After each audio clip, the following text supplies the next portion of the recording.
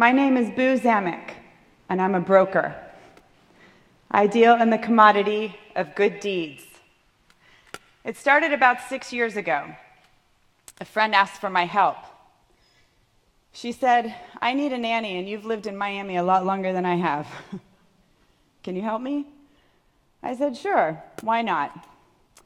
I sent an email, just a simple email, to about 50 people.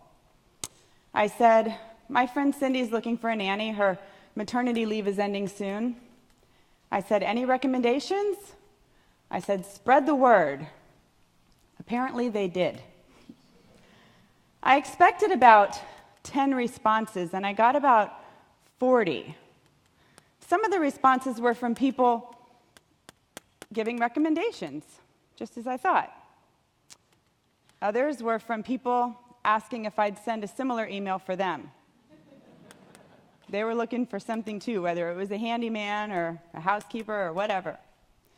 And still others were from people asking if I would add them to the distribution list. One thing led to another, and this hobby sort of evolved, and next thing I knew, I was sending an email every night with a list of the day's requests. Well, this also sort of evolved, and eventually I found myself with about 1,000 people on my distribution list. You can imagine my husband's delight when I came home and announced that I was going to quit my job and start a business. So I did. I surrounded myself with smart people, and I raised some investor capital, and I started a business. I said, "We'll call it Just Ask Boo, Jab, J-A-B, and our subscribers will be jabbers." That'll be fun, and jabbing will be a verb, and they'll come here and they can post inquiries asking for recommendations. This will be where they go for local recommendations. They can use Facebook to tell their friends what they did this weekend, their friends in California or wherever, and they can look at Angie's List to read company reviews, but this will be the place to go for local recommendations. Won't this be fun? So we built this business and we started learning. We started learning about the internet, information technology, digital media, publishing. And we learned that the way that we receive our information is changing by the minute. As a business owner, it's difficult to keep up with it, let alone stay ahead of it. As a parent, it's terrifying. But on we went. How many of you are carrying a smartphone or have one planted on you somewhere? We all have them. We carry them with us everywhere we go. They're our lifeline. The amount of information that we carry with us everywhere we go is unimaginable. We literally carry the world at our fingertips all day, every day. These little machines that fit in the palm of our hands can cause great harm. You can break a spirit like this with that little machine. Just send someone a nasty text message. It's easy. It's called cyberbullying. You've probably heard of it. You can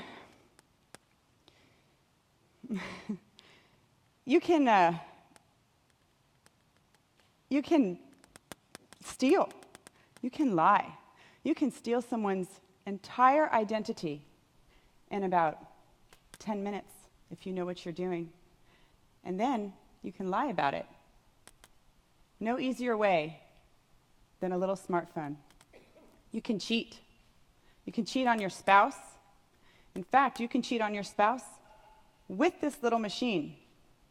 Have you seen the movie Her? The guy falls in love with his computer operating system. You can fall in love with Siri, if you're into that. Who am I to judge? But just as easily as you can cause harm with these little machines, you can also comfort a friend, or rescue a pet, or even save a life. As we started growing our business, we saw that people were using our technology platform for exactly what we expected them to use it for. They were coming to us for local recommendations, just like we thought.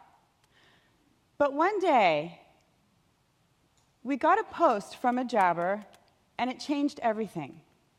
It changed our business for sure. Somebody wrote in, and she asked my editor, "Can you please post my inquiry anonymously?" And we said, "Well, we don't usually do that. What do you need?" And she said, "Well, I found out that my 13-year-old daughter is suffering from an eating disorder, and I need help." And we said, "Well, we'll do our best, of course." And so we posted it, and we weren't sure what to expect from that. And we posted it in her words and withheld her name. She was flooded the next day with resources and phone numbers and shoulders to cry on and stories from other people who had gone through the same thing. And she got the information and the resources that she needed, but most importantly, what she realized was that she wasn't alone, and that so many people around her and their families had gone through the exact same thing. And she was able to do this on an intimate and personal level, but privately. Well, one thing led to another, and we started getting more and more of those types of similar posts. And so as it changed and the whole model started to change, what we realized was that as quickly as the information and the way that we receive it is changing around us every day, there's one thing that doesn't change at all, and hasn't changed and isn't changing, and that is the human spirit, kindness and empathy and friendship. There was a study done just recently at the University of Virginia. These little machines do have a dark side, but they also have a bright side. There was a study done recently at the University of Virginia by a psychologist named James Cone. It was entitled, "Human Brains Are Hardwired for Empathy and Friendship." In his study, he talks about how human beings need each other the way that one hand needs the other to clap. Willy Wonka said, "So shines a good deed in a weary world." What we find is that so many of the people that we work with every day actually prefer to be on the giving end than on the receiving end. And this carries over into technology. And not only that, it's actually enhanced by technology. Over the past 6 years, we have collected tens of thousands of posts from jabbers. I think that filtering through them and narrowing them down was probably the hardest part of preparing for this talk today, but I did. And I chose 3 to share with you today. The first one is a testimonial, actually, and it comes to us from a jabber named Julie. Here's what she had to say. When my son Josh joined the Marines, it was time to get rid of his boyhood bunk beds. Naturally, I thought to sell the beds as a classified ad on Just Ask Boo. A day or so after my ad ran, I got a call from a jabber named Anne, who wanted to buy the beds for her friend who was moving into a Habitat for Humanity home. She explained that her friend had worked in food service at the University of Miami for years and was a successful single mom who had finally qualified for her own housing. With a story like that, I couldn't bring myself to sell the beds. I decided to donate them instead. Then came the challenge of transporting them. My son, who had just returned from deployment in Afghanistan, happened to have a pickup truck. Our 2 families dismantled the beds, loaded them into the truck, and together we delivered them to a very happy and deserving family. I love this story because it's so representative of this community, but also it's kind of a perfect storm of a war veteran and a really deserving, hardworking single mom, and these 2 families coming together, and then this really nice person who just wanted to sell her bunk beds, and then she's presented with an opportunity to give, so she gives. It's really a nice story. The second one came to us from a couple. Here are the bunk beds. A couple named Tim and Kim. Tim wrote to us first, and here's what he had to say. My wife Kim and I have struggled over the past 4 years to start our family. We've suffered through multiple miscarriages and several failed fertility treatments. Our latest IVF attempt ended in great heartache when Kim went into premature labor and delivered our twins, Connor and Claire, at 23 weeks. It was a blessing and an honor to be their parents, even if only for a week. This tragic experience has confirmed how much we want to be parents. We are reaching out in hopes that you can help us connect with an expectant mother. Our commitment to our future family is one filled with unconditional love, encouragement, laughter, hugs, kisses, and affection. Thank you for helping us realize our hopes and dreams to become parents. I reached out to Kim and Tim just recently, and Kim responded right away. And here's what she had to say.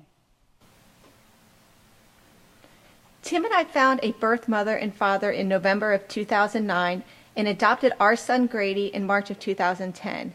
He was actually born on Valentine's Day, which was the same day in 2009 that we held a memorial service for our twins who had passed. We had a wonderful adoption experience and fostered a relationship with both birth parents. Attached are a couple fairly recent photos of Grady.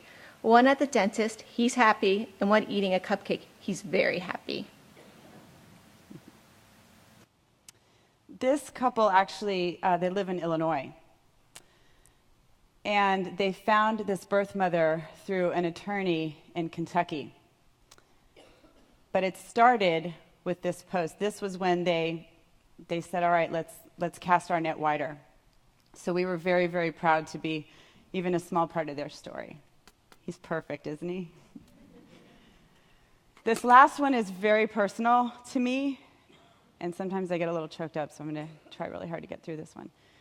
This one came to us starting in April of 2009. A young mom named Shauna Rodriguez-Torres posted that, well, she posted this. Let's start here.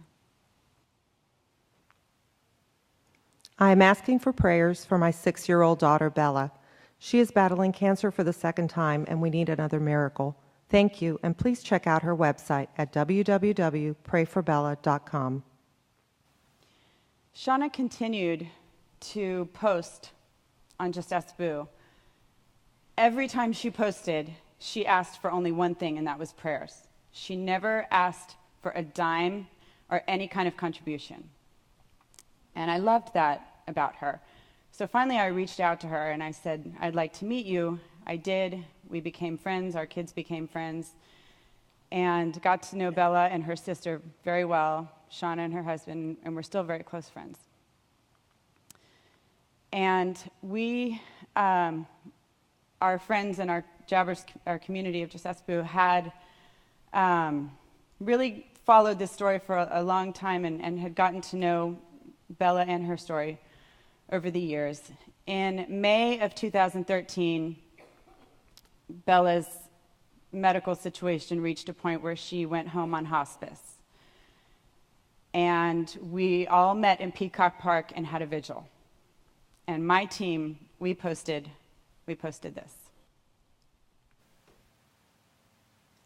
The indomitable spirit of our community is extraordinary. Friends, family, and Bella's believers gathered in Peacock Park on Monday night to celebrate the life, strength, and spirit of Bella Rodriguez-Torres. The prayer vigil was led by Pastor Bill White and Bella's 8-year-old sister, Raina. Peacock Park was a sea of red, Bella's favorite color. Despite a concerted effort to stand together in the shape of a heart, our group was simply too large to organize. But as if someone was watching over Bella, the dozens of red balloons simultaneously released formed a distinct heart in the sky. When you leave here tonight, I challenge each of you to engage in a random act of clicking. Post a compliment on someone's Facebook wall. Make a donation to a charity. Reply to an inquiry on Just Ask Boo. This, my friends, is the essence of the human spirit. A perfect heart in the sky. This is when I cry every time.